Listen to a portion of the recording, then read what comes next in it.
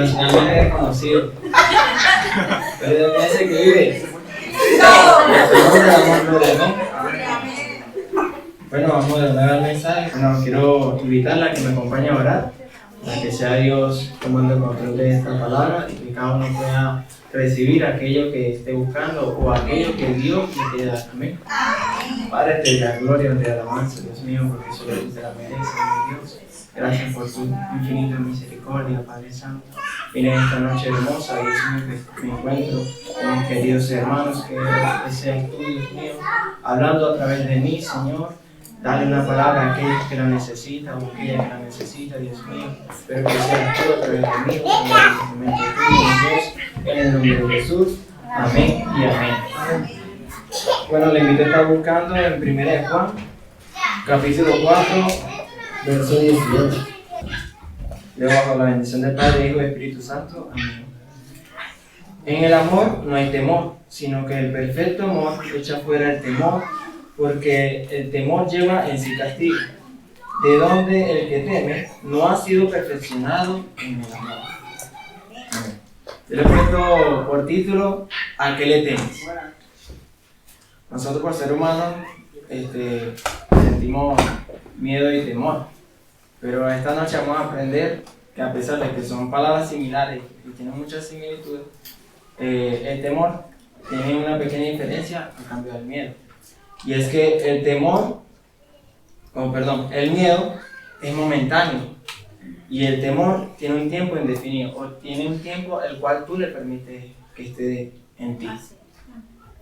Un ejemplo es cuando María tuvo miedo, cuando se le presentó el ángel. ¿Se acuerdan de esa historia de María? Sí, que dijo, María, salve, muy favorecida, el Señor contigo, bendita tú entre las mujeres. Bueno, allí ella tuvo, la reacción fue de miedo. ¿Por qué? Porque fue un susto. Igualmente José también cuando se le apareció un sueño. Pero hubieron dos, bueno, además de varios profetas y hombres en la historia de la Biblia, como lo fue Elías, que a pesar de que fue un hombre muy usado por Dios, porque conocen la historia de Elías saben cómo fue ese profeta, y los que no, les invito a leer la Biblia y que lo conozcan. Elías tuvo temor por una batalla que se le estaban presentando. Él decidió irse lejos, escaparse de allí. Y Dios luego se le presentó, habló con él y bueno, volvió. Igual Gedeón. Pero Gedeón dudó, a pesar de que, sí, es verdad, Dios lo usó, él tenía dudas. ¿Por qué? Porque el temor a veces nos hace dudar de las cosas que el mismo Dios nos viene a decir a nuestras vidas. Muchas veces dudamos del poder de Dios. Y yo me ponía a analizar la palabra porque en nuestro ADN humano tiene ese pequeño error de que hasta que no vemos nada, no confiamos. Por ejemplo, cuando usted conoce a alguien, y bueno, aquellas que son madres y que son padres, usted no le va a dejar a su hijo a alguien desconocido, ¿verdad? O sea, no confía, duda en dejarse. O si bien lo conoce, aún así quiere conocer un poco más, o indaga o investiga quién es la persona.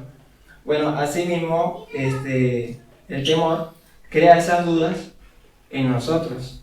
Por ejemplo, Gedeón, a pesar de que Dios le está dando una palabra, él dudó como 3 veces, que fue que le puso como unas condiciones a Dios, que bueno, yo voy a colocar aquí una ofrenda, un animalito, y si se enciende, bueno, confío en lo que tú me estás diciendo, Señor.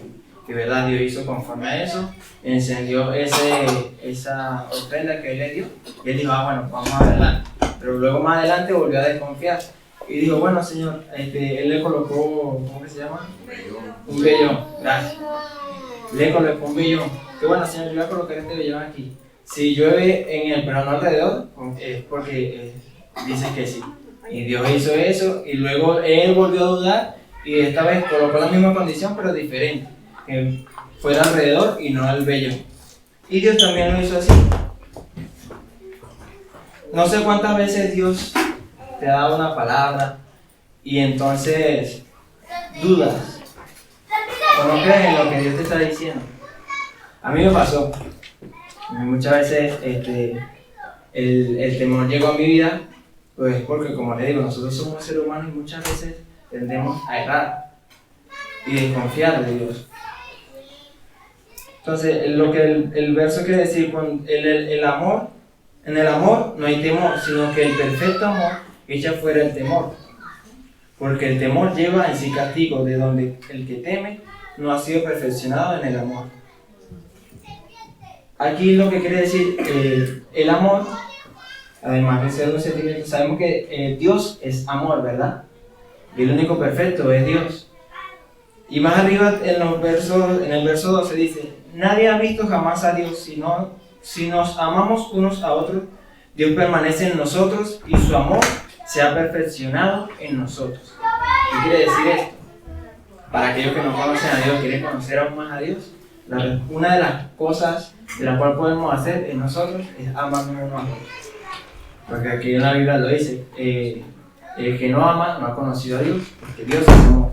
Y como Dios es amor y es un Dios perfecto, y vive dentro de nosotros, porque hay otro verso más adelante, o más atrás, no me acuerdo, que dice que el que confiesa que a Jesús como Salvador, Dios mora en él y él en Dios.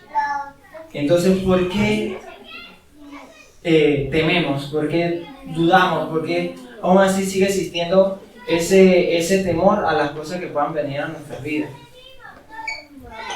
Entonces, en esta noche vamos a aprender a quitar ese temor. El temor, según el diccionario, en el ser humano es una respuesta emocional que se activa ante diversas amenazas. Pero la Biblia nos enseña otro tipo de temor. Muchas veces nos confundimos con estos temores. Muchas veces pensamos que el temor hacia Dios es: no, yo voy a hacer lo que Él me dice porque no voy a hacer que mande fuego del cielo y me consuma. No, no quiere decir, no. El temor hacia Dios es una señal de respeto, de reverencia hacia Él. No es de que, no, Dios me va a castigar, no. Sino que como tú amas a Dios, tratas la manera de no dañarlo. Sí, es verdad, Dios es un Dios poderoso, ¿quién va a dañar a Dios? Pero aún así, Dios es un Dios, ¿cómo decirlo? No sentimentalista, pero sí, como su corazón es sensible, gracias. Es sensible a las cosas que nosotros hacemos. Por ejemplo, un ejemplo en la Biblia que dice que cuando un pecador se arrepiente, hay fiesta en el cielo. Dios se goza porque una persona que está desviada vuelve a los caminos. Entonces, ¿cómo podemos echar fuera el temor? Amándonos unos a otros, no dejando que el miedo nos consuma o el temor nos consuma. Ahora bien, muchas veces, no sé si le ha pasado, por ejemplo, yo antes de venirme acá a España, yo tuve mucho miedo, porque yo decía, entre tantas cosas que me pasaron por la mente, yo decía, pero primera vez que salgo de mi país, no conozco nada de ese país. Me puse a investigar y buscar, había gente que decía que no, que era malísimo estar en España, o otra gente decía que no, que sí, que era buenísimo. Entonces, tantas cosas que yo veía que me llené de temor y no confiaba en lo que Dios podía hacer en nosotros, porque yo me traje a mi esposa. Pero aún así yo dudaba, yo decía, pero bueno, Dios mío, ¿sabes? Comenzar otra vez de cero, o sea, no tener nada, irse lejos de la familia. Y yo decía, bueno, pero voy a confiar en ti, pues. Porque me acuerdo yo que antes yo me desviaba mucho de las cosas de Dios. O sea, yo no, por el temor a lo que dijeran los demás, porque ese es otro temor que nos consume a veces. El miedo, por ejemplo, nosotros como somos jóvenes, tenemos miedo a pensar en lo que puedan decir acerca de nosotros. O tratamos de encajar siempre en esta sociedad, que nadie encaja porque siempre todo el mundo te ve con errores, con fallas. Y tratamos siempre de ser lo mejor, de que, bueno, por ejemplo, me acuerdo que había una campaña en la calle y yo trataba de orar y así fue como había. En la iglesia sí me gustaba, pero cuando estaba en la calle no. Que si la Biblia en la mano, no, tampoco, siempre con un bolsito de lado, como Cristiano la secreta, con un bolsito de lado. Pero no daba testimonio por temor.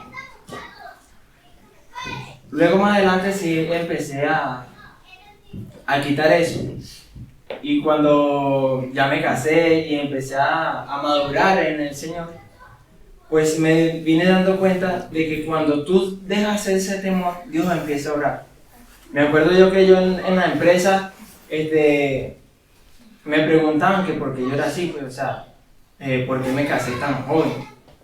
Una de las preguntas que siempre casi me hacen. ¿Y por qué me casé tan joven? Si tantas mujeres que hay en este mundo, si soy un muchacho jovencito, ¿cómo me voy a marcar la vida casándome?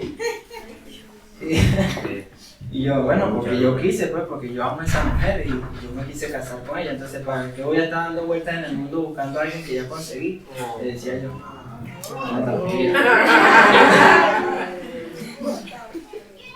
Y bueno, siempre, los venezolanos siempre les gusta fastidiarse con preguntas y cosas así. Pero me acuerdo que ya después ya cambiaron las preguntas y ya no era porque me señalaban, ¿no? Sino que, oye, yo quiero ser como tú. Me acuerdo yo de un amigo que casi estaba perdiendo el matrimonio por cosas, boberías, pues. Y me dijo, oye, chamo, yo quiero ser como tú. Y yo, bueno, lo único que tienes que hacer es creer a Dios y ya. Y yo, no, sí, yo creo a Dios a mi manera, pero no sé, vale, tú te ves tan diferente. Y yo no creo que yo no pueda ser así. Y muchas veces nos pasa, por ese temor, a querer avanzar en los caminos de Dios. Me acuerdo que yo decía, bueno, yo no estaba predicando porque eso es un fastidio estar ahí diciendo a la gente, no, mira, tienes que arrepentirte porque te vas para el infierno. El infierno es un fuego que nunca se apaga. Unos gusanos que te comen la carne por dentro vivo y bueno, y eso es toda la eternidad. No, a mí no me gustaba hacer así, sino que yo simplemente me quedaba callado ya. Pero yo empecé a orarle a Dios y le dije, bueno, Señor, si tú pones a alguien en mi camino y se da el momento, bien, yo hablaré, o tú me darás palabra para hablar. Y me acuerdo que en la empresa empecé, ¿verdad? Yo estaba tranquilo trabajando y de repente me preguntaban cosas de la Biblia. Y yo, no, sí, ¿qué más sabe? Salomón. Entonces, no, pero ¿qué te parece? O sea, porque este mundo tan lleno de adversidad, ¿no? ¿Por qué Dios no lo arregla? ¿O por qué existe tanta maldad? Y yo le explicaba, bueno, lo que me colocaba Dios, pues yo decía, bueno, pero es porque la gente cree que porque así Dios es un Dios bueno, sí, pero cada cosa trae su consecuencia. O sea, el mundo está así después lleno de pecados. Ay, pero ¿por qué? ¿Quién trae el pecado al mundo? Y bueno, nosotros mismos. O sea, nosotros somos los que tenemos. Pero, ¿y si Dios es tan poderoso, por qué no consume a todo el mundo? No, porque está en la Biblia una palabra escrita, no sé qué mal. Pero ¿y quién escribió la Biblia? Y yo, mira, la escribió Dios y los santos hombres de Dios. Entonces, pero ¿cómo tú sabes que eso que está ahí escrito no fue tergiversado, manejado por alguien más? Pues? Y yo, no, porque son sucesos en los cuales hay personas que están de tal año y hay otros que de otro año y comparten con las cosas. Sí, pero aún así no me convence. No, tranquilo, que el que te va a convencer es Dios. Y yo después ahí también empecé a colocar que estaba en el WhatsApp de versículos bíblicos, cosas así. Y al tiempo me di cuenta que esa persona cargaba una Biblia. Y yo decía, era un libro, una Biblia o tal. Y después empezaba a preguntarme y mira, no, que yo estaba leyendo tal cosa y es verdad que tú decías.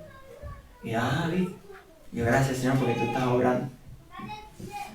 Y más adelante siguió así hasta que, gracias a Dios, ahorita se congrega, ya está bautizado, es una persona mayor. Entonces yo me sentía como que, ver, una persona mayor pidiéndome consejo a mí. O sea, más bien es que me tiene que dar. Pero cuando tú entiendes que tú eres un instrumento en la mano de Dios, tú dejas fluir o dejas que Dios fluya en ti. Porque nosotros realmente no podemos hacer nada.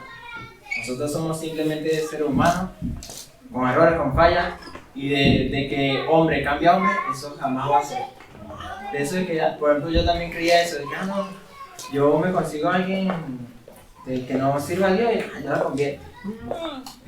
Pero realmente no es fácil, a mí me llegó a pasar algo terrible, bueno, casi terrible, que me estaban jalando más para allá que para acá, entonces yo dije, no, corto aquí y me quedo de este lado mejor. Bueno, seguimos. Ahora, muchas veces en nuestra vida, como le dije, dudamos de las palabras que Dios nos da, las palabras que Dios nos suelta. Cuando mi papá estaba predicando el domingo, me hizo acordar lo que vivió Moisés, pues, ¿sabes? De que como Moisés, creyendo en Dios, había un pueblo tan incrédulo. O sea, porque a pesar de que Dios los libró, los llevó por el desierto y los guió, le dio alimento, así esa gente seguía dudando. Tenía más miedo por el pueblo de Egipto que por Dios, pues, o sea, el temor, como ya le estaba explicando ahorita, el temor de respeto hacia Dios, de confiar, porque cuando tú tienes ese respeto hacia Dios, ese temor, tú confías en Él. No, ojos cerrados, tú confías en Él. Así como ahorita que estamos con las preguntas, que la última respuesta de nosotros fue obvio. Porque sí, o sea, no hay que buscarle más nada, o sea, eso es algo obvio. Cuando tú crees o ya conoces quién es Dios, el poder de Dios, y que ha cambiado y trastornado tu vida, ya tú confías plenamente en Él. Y plenitud quiere decir completa, algo completo, una confianza completa, que no cambia, sino que simplemente confías y ya. Obviamente. Ahora, muchas veces nos cargamos de dudas de por qué mi familiar no se ha convertido a Dios, por qué mi hijo sigue actuando de esta misma manera, por qué, como el que le acabo de contar, por qué este mundo está lleno de maldad. Y hermanos, son cosas que están escritas, cosas que tienen que pasar. Que familiares que tengamos aún no están en el camino, es verdad. Pero muchas veces hay que ser procesados. Así como la parábola del hijo pródigo. El hijo pródigo, ¿qué hizo? Tomó su plata, se fue a disfrutar al mundo, y ya cuando se dio cuenta que ya no tenía nada, que los amigos que tenía era por el dinero, ahí sí quiso volver a Dios. Entonces dudamos de lo que Dios puede hacer en nuestras vidas. También muchas veces dudamos cuando Dios nos coloca una palabra para dársela a alguien. Si Dios te da una palabra a ti para que la compartas, pues tienes que hacerlo. Claro, si es voluntad de Dios y si es verdad que Dios te la ha colocado. Pero no dudar, hermano, no dudar de que no es usted ni es yo el que estamos como que influenciando a la persona, no. Es Dios a través de nosotros que quiere tocar a esa persona. Nosotros somos como esos pequeños Jesús en esta tierra. Y Dios de cierta forma nos usa, ya sea en el trabajo, en los estudios, hasta en la misma calle conociendo a alguien, porque muchas veces no sé si le ha pasado que usted sale y de repente se consigue con una persona agradable y empieza a hablar a esa persona. Y por ahí uno se mete y después se empieza a hablar cosas de Dios y uno llega a un tema interesante. Asimismo, cuando nosotros dejamos que Dios fluya a través de nosotros, Dios empieza a hacer cosas maravillosas en nuestras vidas. Así que no tengas miedo, no tengas temor del por qué dirán, de por qué no te ha sucedido esto o aquello, si estás esperando algo y aún no ves el resultado, como la segunda pregunta que estábamos ahorita con la actividad. Que muchas veces por no ver resultados también dudamos, tenemos miedo de que, bueno, Dios no está obrando. Y empezamos a echarle la culpa al diablo, porque para eso sí somos buenos, le echamos la culpa a todo al diablo. Pero no es realmente un tiempo que esté estipulado, el cual Dios va a estar obrando. Vamos a estar buscando en Isaías 41:10. Dice, no temas, porque yo estoy contigo. No desmayes, porque yo soy tu Dios, que te esfuerzo. Siempre te ayudaré y siempre te sustentaré con la diestra de mi justicia.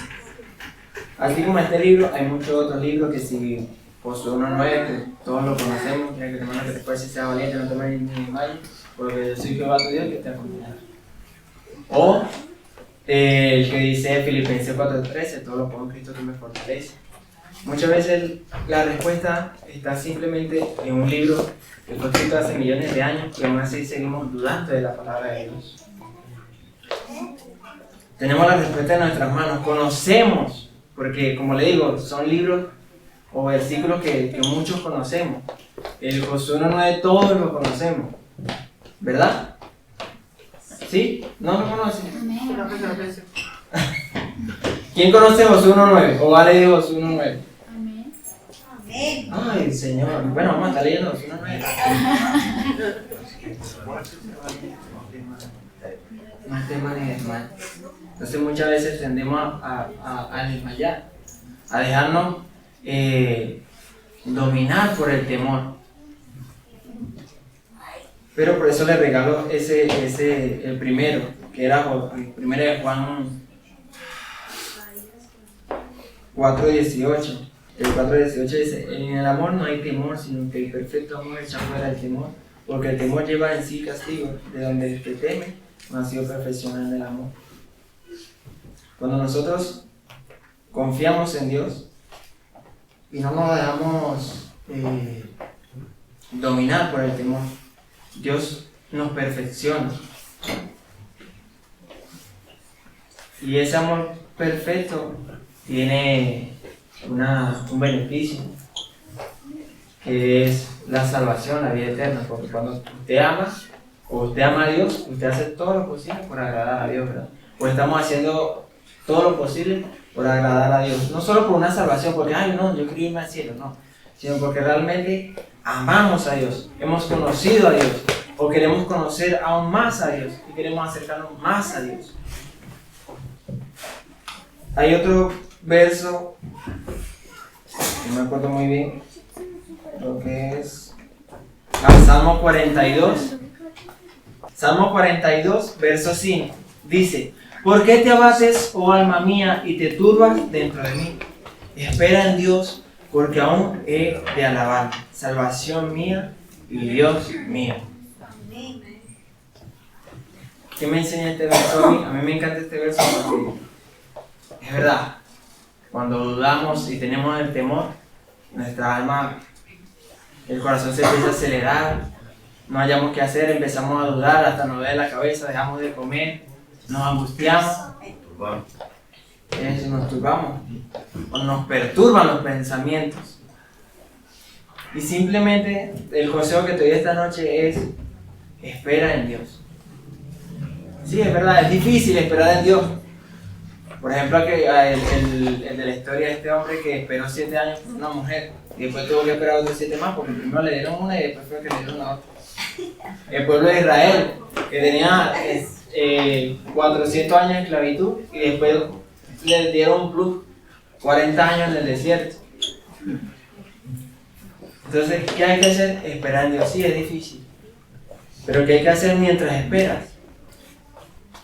Alábale, adora a Dios.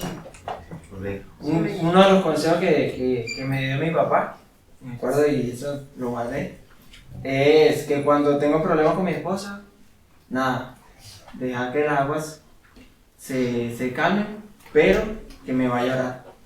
Ah, que ella falló, no importa, yo oro. Ah, que yo fallé, ok, yo oro también igual. Pero siempre orar. Porque no sé, pero y sí pasa, de que cuando oramos se siente una paz, una tranquilidad, uno se olvida de los problemas. Cuando uno adora, o no sé si le ha pasado que cuando estamos aquí en la iglesia, uno se olvida de las cosas, que del trabajo o de la casa. No está pendiente de eso. Y uno prefiere estar aquí compartiendo con todos ustedes que estando allá en la casa o en el trabajo. Uno se siente acogido, uno se siente en familia. Entonces cuando nosotros adoramos a Dios, no importa que tú estés solo, no importa que estés acompañado, no importa en el lugar que te encuentres, adora a Dios, órale a Dios, clama a Dios, porque créeme que Él contestará a su debido tiempo, como estamos aprendiendo ahorita con Jeremías, de esperar. Hay una canción que incluso dice, esperar en ti. Difícil sé que lo he entendido bien, me ha sostenido. Una canción muy bonita. Y bueno, y es eso, esperar en Dios, confiar, no temer. Temer, pero temer a Dios. Pero en la forma como le expliqué. No un temor de que, como lo tuvo Adán y Eva, de que se escondieron. No, no te escondas a los planes que Dios tiene para tu vida. Así es. Porque a través de ti pueden llegar muchos jóvenes, Lucas, muchos jóvenes, Laura. Pueden venir más mujeres, Cata. Pueden llegar más hombres, a ver. Confiar en Dios y no dejar que el temor nos consuma. Amén.